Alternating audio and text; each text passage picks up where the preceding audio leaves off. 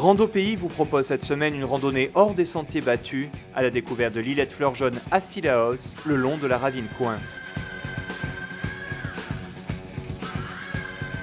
Rendez-vous à Cilaos, direction Îlette à Cordes. Après avoir dépassé le départ du sentier du Taïbit et la ravine Gobert, garez-vous un virage plus loin, à côté de la ravine Coin. Notre accompagnateur du jour, Jérôme Turpin, d'AEM Réunion, nous emmène sur un sentier non référencé qui n'apparaît même pas sur les cartes, mais qui permet de rallier un îlette abandonné, l'îlette de fleur jaune. Pour s'y rendre, il faut monter en plein rempart le long de la rivière Coin, une ascension raide et difficile. 2 cordes ont même été installées dans la première partie pour aider à se hisser.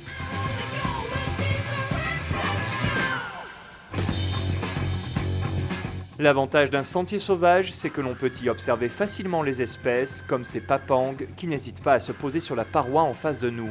D'autres curiosités sont encore plus proches de nous, comme ce bois de fer bâtard. Nous on l'appelle bois de fer bâtard parce que bon, il pousse à ras du sol comparé au vrai bois de fer qui est un gant d'arbre. Et ça a été utilisé à l'époque pour faire des pièges à oiseaux. Donc les graines cassées, on récupérait le latex et le latex en mélangeant avec de l'air émulsionné, ça donnait une colle à oiseaux qu'on mettait sur des branches et les gens mettaient cette colle là sur les branches pour coller les oiseaux, quoi. Bon, maintenant c'est terminé, on ne le fait plus vu que tout est protégé. On mettait en cage notamment le merle, les martins, les becs roses. Et c'était plus un objet de décoration, plus un amusement qu'un mets gastronomique, quoi. Moi-même j'ai mangé des oiseaux, faut le dire. C'est bon, mais en voyant, par exemple, je prends un tec-tec, je suis désolé, mais bon, le tec-tec, on ne t'y allait plus, mais il ne reste plus beaucoup, quoi. Donc c'est dommage d'aller chasser ces oiseaux-là pour en manger, alors que c'est rien. Le tec-tec est endémique, vaut mieux le protéger que le manger. À mesure que l'on monte, la vue se dégage sur Cilaos, mais aussi sur le rond de Bras Rouge et la crête des Salazes.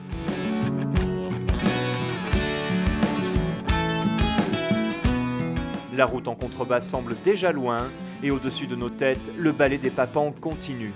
Ils sont en pleine période nuptiale. Et en fait, les monter et les piquer, c'est pour prouver leur technique de chasse, qui peuvent chasser, qui peuvent nourrir les nourrissons à la naissance, quoi. Donc si on regarde bien, ils montent, et il replonge en plongée et hop, vous regardez au-dessus, vous avez le mâle ou la femelle qui est en dessous ou vice-versa. Là on voit, il y a deux mâles et une femelle, les deux se battent. Donc à ceux qui dansent le mieux pour apprendre la femelle.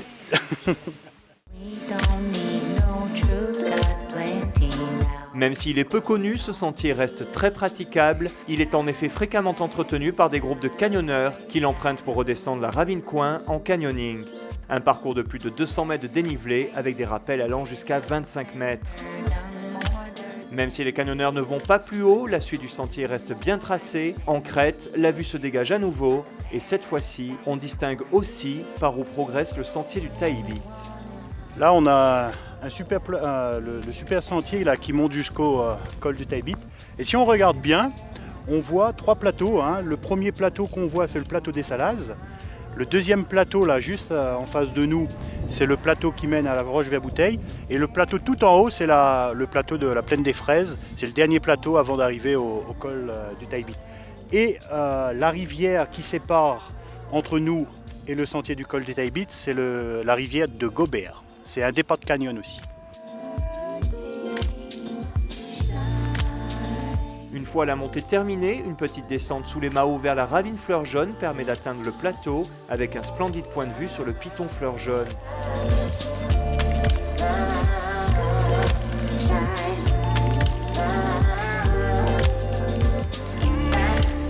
En progressant sur ce plateau, on ne distingue aucune ruine de l'ancienne îlette. Seule la présence d'espèces exotiques permet d'imaginer qu'il a un jour été habité par des esclaves marrons, des eucalyptus, mais surtout de magnifiques spécimens de chênes, les seuls de l'île avec ceux du plateau des chênes.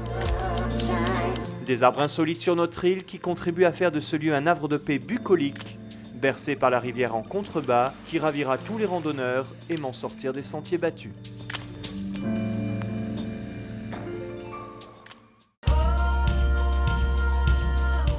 Sur cette rando, ce que j'aime, c'est l'isolement.